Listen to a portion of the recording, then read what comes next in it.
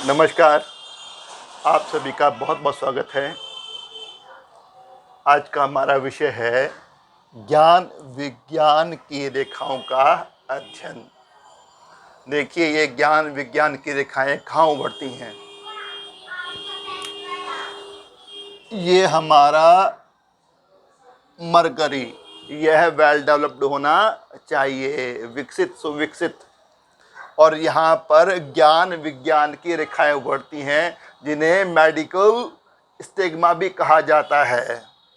देखिए कैसे ये उभरी, यहाँ पर 1 2 3 4 5, ये सब इशारा कर रही हैं रेखाएं कि जातक के पास कुछ हीलिंग एबिलिटीज हैं। और सबसे बड़ी बात, इशारा करती हैं कि आदमी का जो व्यक्तित्व है ना, बड़ा ही आकर्षक होगा।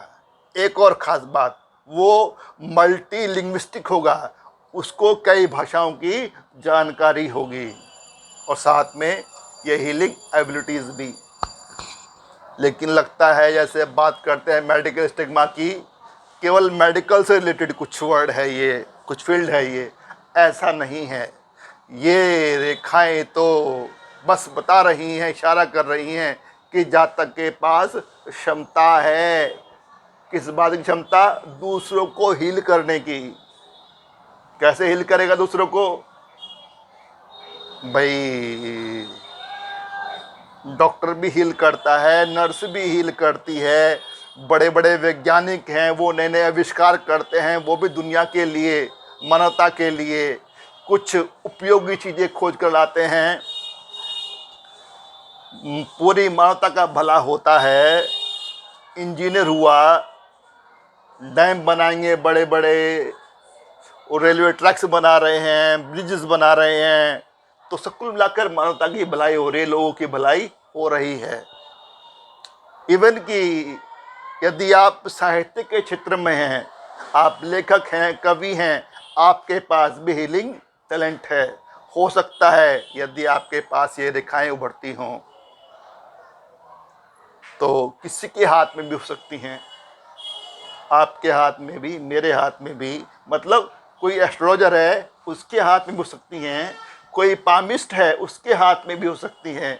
वो भी किसी ना किसी रूप में मानवता की सेवा कर रहा है, लोगों की सेवा कर रहा है, उनके दुख दर्द को कम करने की कोशिश कर रहा है। ये रेखाएं इशारा करेंगी। आगे चलिए, यदि ये रेखाएं स्पष्ट हैं, गहरी हैं और संख्या में ज़्यादा हैं, तो पक्का पक्का इशारा कि जातक के पास जो हीलिंग एबिलिटीज़ है ना, वो बड़ी अच्छी हैं। जितनी ज़्यादा संख्या, उतनी ज़्यादा एबिलिटीज़। आगे देखिए, यदि ये रेखाएं थोड़ा इस सन माउंट की तरफ झुकी हुई हैं, या कुछ कनेक्शन बन गया है सन माउंट से, और सन माउंट भी वेल डेवलप्ड है, और यहाँ पर ना एक सन लाइन भी है, तो मतलब है कि आदमी के पास क्षमता है हीलिंग की, और वो हीलिंग के द्वारा मान सम्मान भी कमाएगा। बुध क्षेत्र पर है, सुविकसित क्षेत्र पर है, तो उसको धन अर्जन भी होगा, उसका पैसा भी कमाएगा, नाम भी कमाएगा, पैसा भी कमाएगा। यदि यहाँ पर एक बिजनेस लाइन बन गई, ये बन गई मान लीजिए, और टच कर दिया आपकी सन लाइन को, तो वास्तव में ये इस बिजनेस लाइन ने इन रेखाओं को काटा नहीं है, बल्कि इनके गुणों में वृद्धि कर दी है।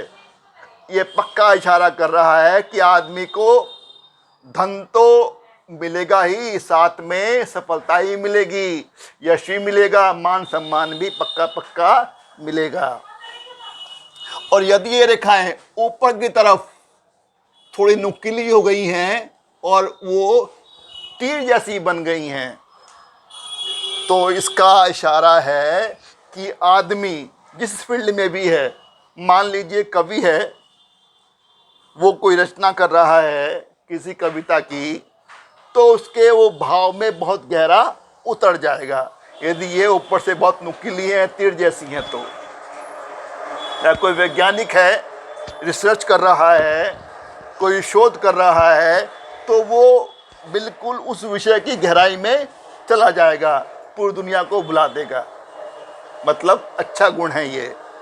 यदि ये रेखाएं नीचे टच कर जाएं, हार्ड लाइन को क्रॉस ना करें, बस हार्ड लाइन को टच कर दें, तो इसका मतलब हुआ जिस क्षेत्र में जातक है,